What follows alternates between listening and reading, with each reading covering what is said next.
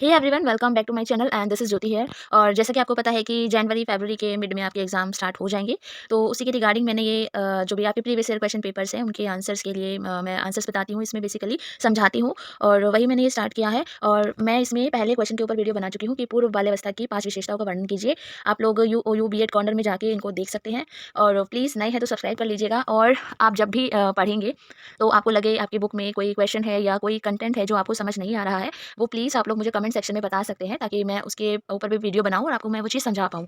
तो आज हम जो करने वाले हैं इसमें आपके 10 एमसीक्यू भी आएँगे। तो आज हम इन 10 एमसीक्यू को सॉल्व करने वाले हैं। होप आपको हर एमसीक्यू समझ आए। तो इसमें जो फर्स्ट क्वेश्चन है उसमें बोला है, विकास एक सतत प्रक्रिया नहीं है। देखो, जो डेवलपमेंट होता है वो हमारा हमेशा चलता है।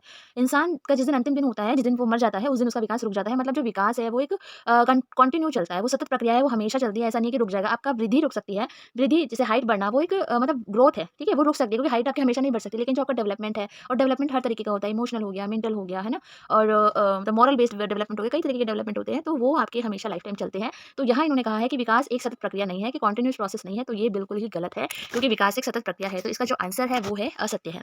सेकंड है, जन्म से लेकर 6 वर्ष की अवस्था को शैशव अवस्था कहते हैं। बिल्कुल गलत है ये आंसर। सॉरी, मतलब इसका जो ऑप्शन है वो गलत वाला टिक होगा, क्योंकि जन्म से लेकर 3 वर्ष की अवस्था को शैशव अवस्था माना जाता है।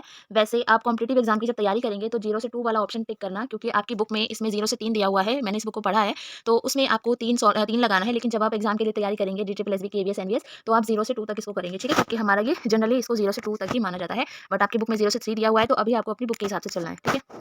क्वेश्चन नंबर 3 है, स्कीमाटा मानसिक प्रक्रिया से संबंधित है, तो ये सत्य है। और पियाजे की थ्योरी पियाजे की जो थ्योरी दी है उन्होंने, उसके उसमें इस बारे में बताया हुआ है। फोर्थ है, जो सेंसरी ऑपरेशन स्टेज है, जो 0 से 2 ईयर्स की बताई हुई है पियाजे ने, और वो पियाजे ने ही बताई है, तो ये सत्य है। उसके बाद हमारा है, इंसुलिन हार्मोन रक्त में ग्लूकोज की मात्रा को नियंत्रित करता है, तो इसका ऑप्शन है राइट, ये राइट है। अब है, सही विकल्प को चुनिए। तो एक जो छोटा बच्चा होता है उसमें हड्डियों की संख्या कितनी होती है? 270, ठीक है? और ये सारे ऑप्शंस के सारे क्वेश्चंस के आंसर मैंने बुक को रीड किया है और पढ़ा है, और तभी मैं बुक के हिसाब से आंसर्स कर रही हूँ, और सारे आंसर्स करेक्ट है, ठीक है, अकॉर्डिंग टू बुक। उसके बाद हमारा क्वेश्चन नंबर 7 है, मनोविश्लेषण सिद्धांत के जन्मदाता कौन है? तो ये फ्राइड इसका आंसर है, और बहुत ही इंपॉर्टेंट थ्योरी है आगे एग्जाम के पर्सपेक्टिव से भी, मतलब आपके भी एग्जाम भी, और आप बाद में कॉम्पिटेटिव एग्जाम जब भी आप देंगे, तो बहुत इंपॉर्टेंट थ्योरी है। और जीन पियाजे ने काम किया था अल्फ्रेड बिने के साथ, ठीक है? उसके बाद हमारा है कि एक दुर्बल बुद्धि के व्यक्ति की बुद्धि लब्धि होती है, तो अकॉर्डिंग टू योर बुक तो 50 से 69। अगर आप इसे विकिपीडिया पे चेक करते हैं तो ये 52 से 67 शो होगी, बट अभी मैंने बताया कि आपको अपने बुक के हिसाब से चलना है, तो 50 से 69 इज करेक्ट। और वैसे भी 52 से 67 दिया नहीं है, तो भी उस हिसाब से ये आंसर ठीक है। और लास्ट है हमारा, ऑडिपस कॉम्प्लेक्स को सर्वप्रथम किसने स्पष्ट किया था? तो इसका जो आंसर है वो है फ्राइड। फ्राइड ने इसको स्पष्ट किया था। होप ये सारे एमसीक्यूज आपको समझ आ गए होंगे। इसके अलावा अगर आपका कोई क्वेश्चन है तो आप लोग मुझे कमेंट कर सकते हैं। Then I will definitely read about that and will upload video. And thank you, thanks for watching.